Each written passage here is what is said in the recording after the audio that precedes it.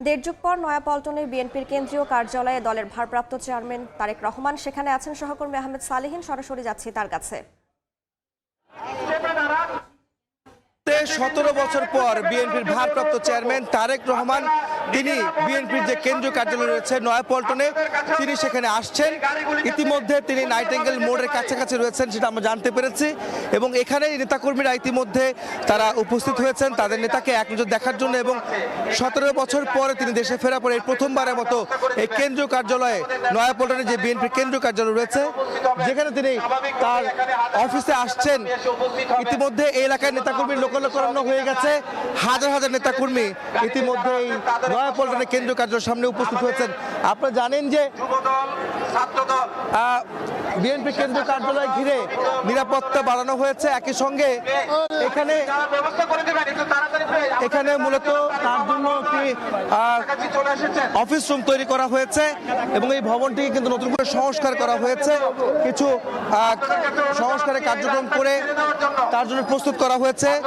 আপনারা জানেন যে তারেক রহমান এর আগে গতকাল রাতে তিনি প্রথমবারের মতো বিএনপি চেয়ারপারসন যে কার্যালয় গুলশানে 86 নম্বর রোডে সেই কার্যালয়ে কিন্তু গতকাল তিনি অফিস করেছিলেন। আজকে তিনি আসছেন বিএনপির কেন্দ্রীয় কার্যালয়ে। বিএনপির ভারপ্রাপ্ত চেয়ারম্যান তারেক রহমান আসছেন তার কার্যালয়ে তিনি অফিস করার জন্য। তিনি আধা ঘন্টা আগে অর্থাৎ তিনি তার বাসা থেকে বের হয়েছিলেন গুলশান কার্যালয় থেকে।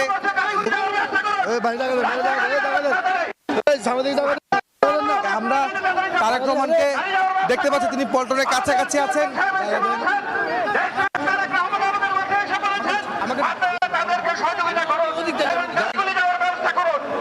আপনারা দেখছেন তারেক রহমান কার্যালয়ের কাছাকাছি রয়েছেন। তিনি ইতিমধ্যে খুব কাছে আছেন, রাস্তার ওপার থেকে তার গাড়ি বহরটি ঘুরে এখানে আসবে, তারপর তিনি কার্যালয়ের ভিতরে প্রবেশ করবেন। আইন শৃঙ্খলা রক্ষাকারী বাহিনী তারা রয়েছেন, তারা এখানে নিয়োজিত আছেন এবং আপনারা জানেন যে ডগ স্কোয়াড দিয়ে সুইপিং করা হয়েছে এই কার্যালয়কে ঘিরে। এমনকি এখানে বিভিন্ন আইন শৃঙ্খলা রক্ষাকারী বাহিনীর সদস্যরা তারা কিন্তু এখানে রয়েছেন। দেখতে পাচ্ছেন এই এলাকা জুড়ে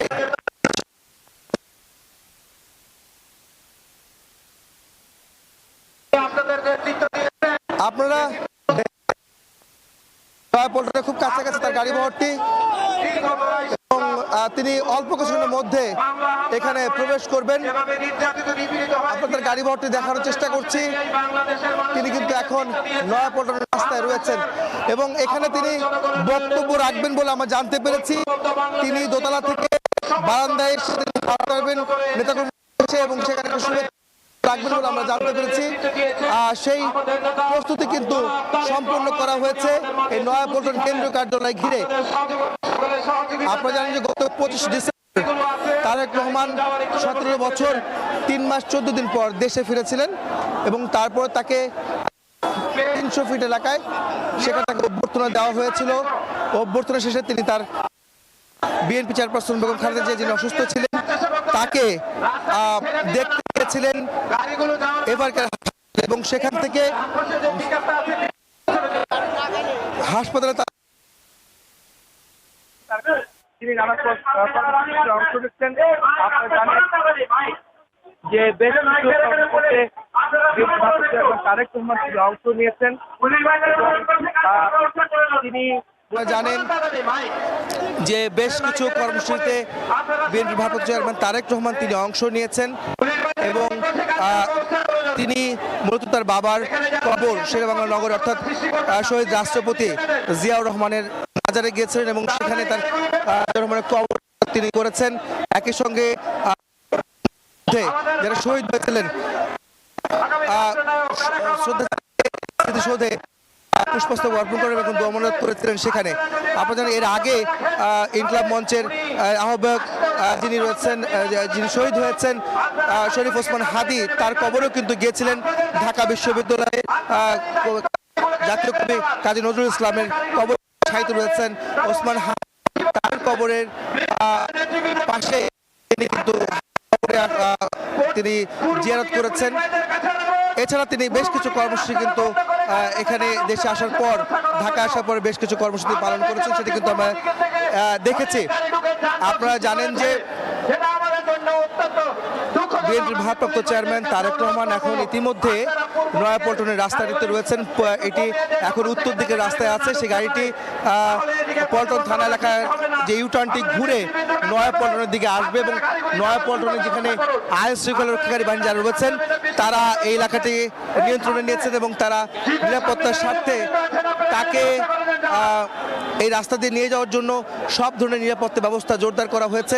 আপনারা জানেন যে এখানে আইন শৃঙ্খলা রক্ষাকারী বাহিনীর পুলিশ, র্যাব, বিজিবি, ডিবি, গোয়েন্দা পুলিশ সহ বিভিন্ন আইন শৃঙ্খলা রক্ষাকারী বাহিনীর সদস্যরা তারা কিন্তু এই এলাকায় রয়েছেন, এই তার নিরাপত্তায় নিয়োজিত আছেন এবং সব ধরনের বিশৃঙ্খলা এড়াতে আইন শৃঙ্খলা বাহিনী তারা কিন্তু প্রস্তুতি নিয়েছেন। আপনারা জানেন যে এইবার প্রথমবারের মতো 17 বছর পর দেশে ফেরার পর প্রথমবারের মতো নয়াপল্টনে বিএনপির কেন্দ্রীয় কার্যালয়ে তিনি অফিস করার জন্য আসছেন। 3টা নাগাদ তিনি বাসা থেকে বের হয়েছেন, গুলশানের বাসা থেকে। তিনি কিন্তু এখন খুব কাছাকাছি আছেন, পল্টন কার্যালয়ের সামনে আছেন, তবে গাড়িটি তাকে ইউটার্ন করে এখানে আসতে হতে এই নেতাকর্মীদের ভিড় থেকে তাকে আসতে হবে এবং সেজন্য আইন শৃঙ্খলা রক্ষা বাহিনী তারা প্রস্তুতি নিচ্ছেন। এরপর তাকে ভিতরে প্রবেশ করতে হবে। বিএনপি কেন্দ্রীয় কার্যালয়ের ভেতরে একটি দোতলা একটি রুমে তার জন্য একটি কক্ষ তৈরি করা হয়েছে এবং যেখানে তিনি অফিস করবেন এই কার্যালয়ে সেটি কিন্তু নির্ধারিত রয়েছে এবং কিছুক্ষণের মধ্যে তিনি আসার পর দোতলায়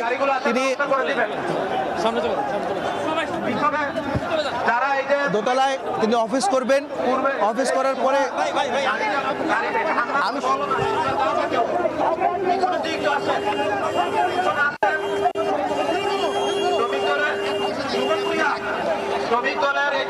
আপনারা জানেন যে তারেক রহমান ইতিমধ্যে খুব কাছাকাছি আছে, সেই বিষয়টা কিন্তু আমরা দেখাচ্ছিলাম। আইন শৃঙ্খলা বাহিনীর সদস্যদের আপনাদের যারা এখানে দায়িত্ব পালন করছেন তাদের সহযোগিতা করবেন। এখানে তারেক রহমান আজকে তিনি তার বক্তব্য রাখবেন, এখানে একটি শুভেচ্ছা বক্তব্য রাখার কথা রয়েছে বলে আমরা জানতে পেরেছি।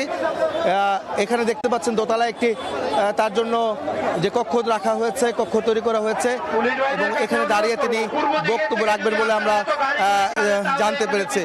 এর আগে আপনারা জানেন যে গণঅভ্যর্থনায় বা তাকে যে অভ্যর্থনা দেওয়া হয়েছিল 300 ফিট এলাকায়, সেখানে কিন্তু তিনি সাধারণ মানুষ জাতির উদ্দেশ্যে কিন্তু বক্তব্য রেখেছিলেন এবং সেখান থেকে তিনি দেশ পরিচালনার জন্য সাধারণ মানুষ, নেতাকর্মী সহ সবার কাছে সহযোগিতা প্রত্যাশা করেছিলেন। এমনকি তিনি তার পরিকল্পনার একটি বিষয় কিন্তু উল্লেখ করেছিলেন যে তাদের একটি পরিকল্পনা আছে দেশ পরিচালনার জন্য, সেই বিষয়টা কিন্তু তিনি উত্থাপন করেছিলেন, তিনি জানিয়েছিলেন।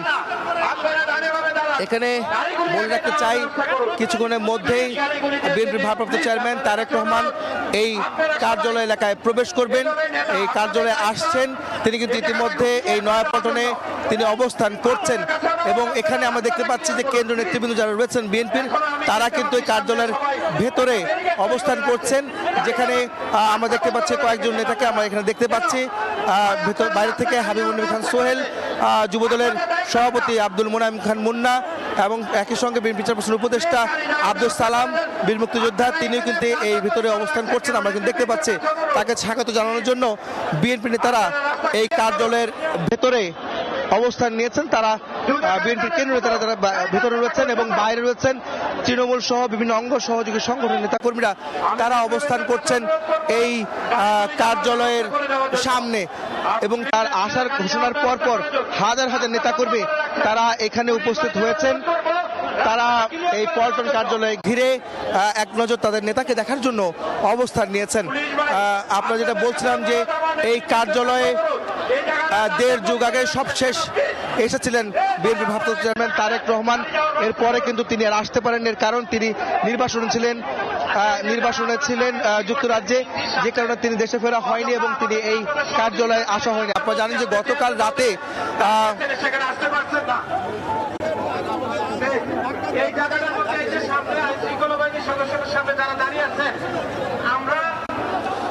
তো আপনারা জানেন যে গত রাতে তারেক রহমান তিনি তার বিএনপি চেয়ারপারসনের যে গুলশান কার্যালয় রয়েছে 86 নম্বর রোডে, সেই কার্যালয়ে তিনি অফিস করেছিলেন। দুপুরের পর তিনি সেখানে গিয়েছিলেন এবং রাত 10:30 নাগাদ সেখান থেকে তিনি বেরিয়ে যান। সেটাও কিন্তু তার প্রথমবারের মতো, অর্থাৎ এই গুলশান কার্যালয় 2008 সালে নেওয়ার পরে তিনি কিন্তু এই কার্যালয়ে সেই কার্যালয়ে কিন্তু তিনি যাননি। এবং সবশেষ এই কার্যালয়ে গতকালকে যে গুলশান কার্যালয়ে তিনি গিয়েছিলেন সেখানে বেশ প্রায় কয়েক ঘন্টা তিনি অফিস করেছেন এবং আজকে তিনি নয়াপল্টনের কেন্দ্রীয় কার্যালয়ে তিনি আজকে আসছেন অফিস করার জন্য। তিনি এখানে অফিস করবেন সেটা আমরা জানতে পেরেছি এবং একই সঙ্গে নেতাকর্মীদের উদ্দেশ্যে তিনি ছোট করে শুভেচ্ছা বিনিময় করবেন, শুভেচ্ছা বক্তব্য রাখবেন বলে আমরা জানতে পেরেছি। এছাড়া এখানে নেতাকর্মীরা তার নেতাকে দেখার জন্য, এক নজর দেখার জন্য এখানে তারা ভিড় করেছেন। এছাড়া বলতে হয় যে আইন শৃঙ্খলাকারী বাহিনী যারা রয়েছেন, পুলিশ, বিজিবি, র্যাব, ডিবি, গোয়েন্দা পুলিশের যারা সকল সদস্য যারা রয়েছেন, তার নিরাপত্তার জন্য তারা এখানে নিয়োজিত আছেন এবং তার নিরাপত্তা দেওয়ার জন্য সব ধরনের প্রস্তুতি কিন্তু নেওয়া হয়েছে এই বিএনপির কেন্দ্রীয় কার্যালয় ঘিরে। কিছুক্ষণের মধ্যেই তারেক রহমান বিএনপি কেন্দ্রীয় কার্যালয়ের ভেতরে প্রবেশ করবেন, সেটি কিন্তু আমরা দেখতে পাচ্ছি। দূর থেকে দেখা যাচ্ছে তার গাড়ি বহরটি কিন্তু খুব কাছাকাছি রয়েছে এবং সড়কের দুপাশে সাধারণ যে যানবাহনগুলি রয়েছে সেগুলি কিছুটা আটকে আছে, সে কারণে সেগুলি সরিয়ে দেওয়ার জন্য মাইকে বারবার অ্যানাউন্স করা হচ্ছে। এই অ্যানাউন্সমেন্টের মাধ্যমে মূলত সরিয়ে দিতে নেতাকর্মীরা কাজ করছেন, পুলিশের সদস্যরা কাজ করছেন, আইন শৃঙ্খলা যারা রয়েছেন তারা নিরাপত্তায় নিয়োজিত আছেন। বিশেষ করে ঢাকা মেট্রোপলিটন পুলিশের তরফ থেকে এখানে ব্যবস্থা নেওয়া হয়েছে। সব ধরনের নিরাপত্তা ঝুঁকি বিবেচনা করে এখানে রয়েছেন আইন শৃঙ্খলা বাহিনী যারা রয়েছেন, তারা কিন্তু এখানে রয়েছেন। একটি বিষয় বলে রাখতে চাই যে এখানে মূলত তারেক রহমান 17 বছর পর দেশে ফেরার পর প্রথমবার এবং 17 বছর আগে প্রায় 1.5 যুগের বেশি সময় আগে তিনি এই কার্যালয়ে এসেছিলেন। সবশেষ তিনি যখন 2006 সালের বিএনপির নেতৃত্বাধীন চাঁদ যখন ক্ষমতা ছেড়ে দেয়, এরপর যখন তত্ত্বাবধায়ক সরকার অর্থাৎ সেনা সমর্থিত তত্ত্বাবধায়ক সরকার আসে, এরপর 2007 সালে তাকে গ্রেফতার করা হয় এবং 2008 সালে তিনি কিন্তু লন্ডনে চিকিৎসার জন্য চলে গিয়েছিলেন এবং তারপরে কিন্তু আর এখানে আসা হয়নি এবং এবারই তার এত বছর পরে তার আজ এই কার্যালয়ে আসা হচ্ছে। আপনারা জানেন যে এই কার্যালয়কে নতুন করে কিছু সংস্কার করা হয়েছে। আমরা দেখতে পাচ্ছি যে কার্যালয়ে নতুন করে একটি বড় ব্যানার টাঙানো হচ্ছে যেখানে তারেক রহমান এবং বিএনপির চেয়ারপারসন এবং শহীদ রাষ্ট্রপতি জিয়াউর রহমানের ছবি সম্বলিত একটি ব্যানার রয়েছে। যে ব্যানারটি বিশাল বড় একটি ব্যানারে কার্যালয়ে ঘিরে লাগানো হয়েছে এবং এই কার্যালয়ে বেশ কিছু সংস্কারের করে তার জন্য প্রস্তুত করা হয়েছে, যেখানে তারেক রহমান এখানে কার্যালয়ে অফিস করবেন সেই প্রস্তুতি কিন্তু নেওয়া হয়েছে। আপনাদের বলতে চাই যে এই কার্যালয়টি 6তলা যে ভবনের দোতলায় তারেক রহমান এখানে আসবেন। দোতলা তার জন্য একটি অফিস কক্ষ তৈরি করা হয়েছে, যেই অফিস কক্ষে তিনি বসে তার দলীয় কার্যক্রম পরিচালনা করবেন কেন্দ্রীয় কার্যালয়ের অফিস থেকে। সেটি কিন্তু আমরা নিশ্চিত হয়েছি এবং সেই রুমটি কিন্তু তার জন্য প্রস্তুত করা হয়েছে। এই কার্যালয় থেকে নির্বাচনী প্রচারণা, নির্বাচনী কার্যক্রম এবং আগামীর বিএনপির যে পরিচালনা সবকিছু এখান থেকে হবে সেটি কিন্তু বলা যাচ্ছে, যেহেতু কেন্দ্রীয় কার্যালয় বিএনপির এবং বিএনপির তিনি ভারপ্রাপ্ত চেয়ারম্যান বর্তমানে, যিনি। আমরা সরাসরি যুক্ত ছিলাম নয়াপল্টনে বিএনপির কেন্দ্রীয় কার্যালয়ে ভারপ্রাপ্ত চেয়ারম্যান তারেক রহমান আসছেন।